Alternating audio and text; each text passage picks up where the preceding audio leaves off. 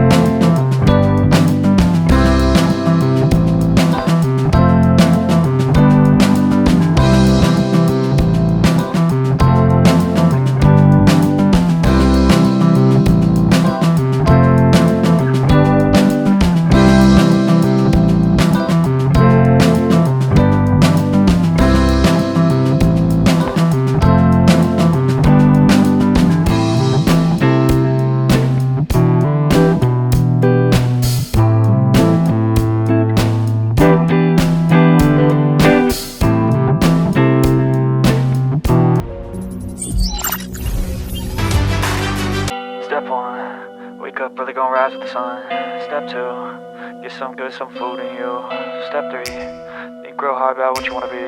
Step 4, everybody just do your thing. Wake up,